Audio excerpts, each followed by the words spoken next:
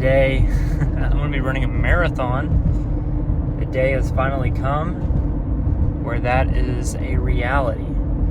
And it's pretty exciting. Didn't get a ton of sleep last night.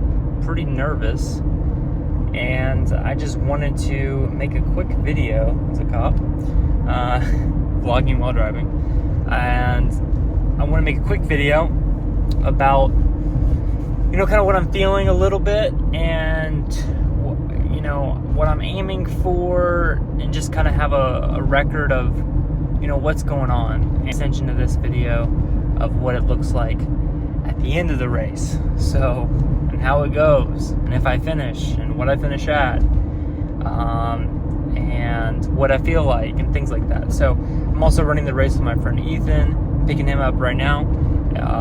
I don't know if you'll see any of that, but just the basics of how I'm feeling and the excitement that I'm feeling. It's a little nerve-wracking. I don't know what to expect. There's supposed to be a lot of people there. We're doing the Nashville Rock and Roll Marathon. Not as perfect condition as I would love to be going into this. I kind of pulled something in my stomach a little while ago, about a month or two ago, and sometimes that bothers me a little bit. So, not perfect running condition, and I think I can finish it, and that's all I want to do. All I want to do is finish. I don't really care too much about a time. The time it's important, and Ethan is aiming for sub 4, and I think that's great, and I'm happy for him, and I think he totally should.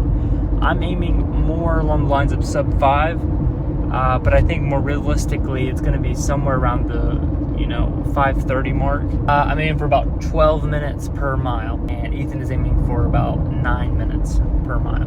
So, yep, exciting stuff. I'll let you know what it looks like when we're done, and you might even see a little bit of Ethan, and maybe a little bit of race day. Hopefully you'll see some race day.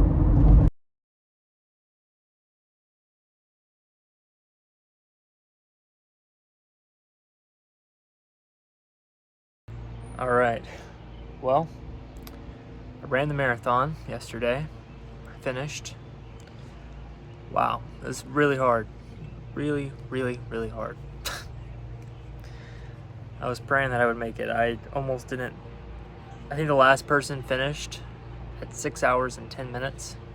And I met that dude. He wasn't the last guy, but he was one of the last.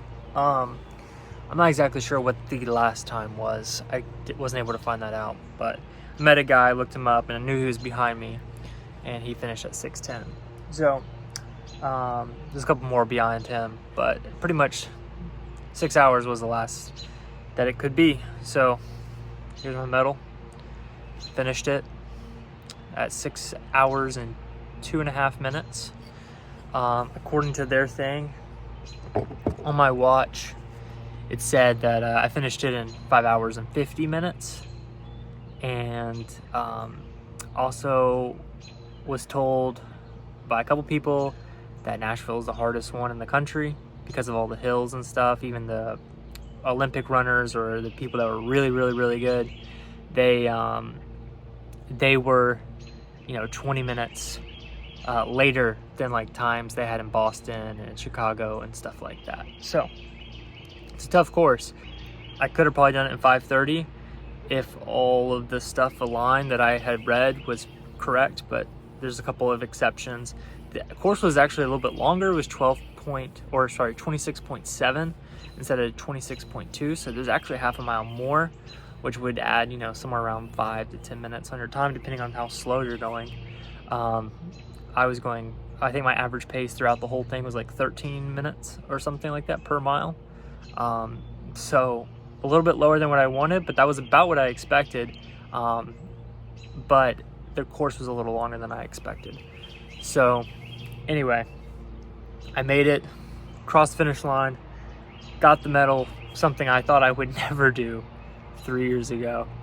So really, really proud of myself, which is weird to say, but I'm glad that I committed to it, told people about it, didn't quit, followed through. So I'm impressed with myself. Often we feel imposter syndrome that, because I don't even want to call myself a runner. Like I don't love running. I don't run every day. Like I don't feel like I'm a runner, but also I've run a marathon, so it's kind of like evidence that you are a runner. So Alex Ramosi, he talks a little bit about, he says, often we feel like we have imposter syndrome, but the reality of it is we're just insecure. And the way you beat insecurity is having a stack of undeniable proof you are who you say you are. And I thought that was really powerful.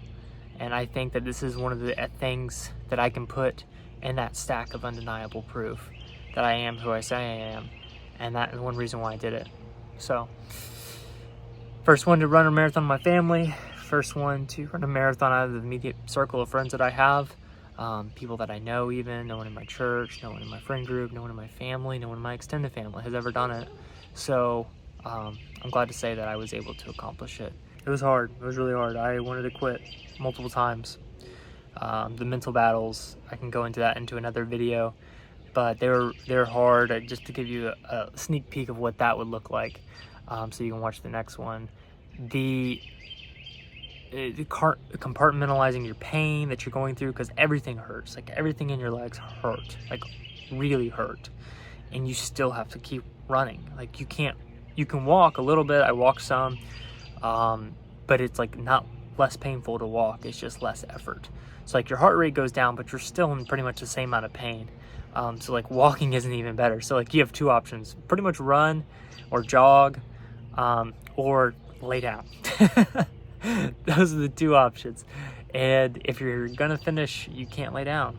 So you have to choose. Are you gonna finish it? Are you gonna win? Or are you going to give into the pain? We can talk more about like kind of what those mental battles look like in another video, if that sounds interesting. But yeah, I think that's the end.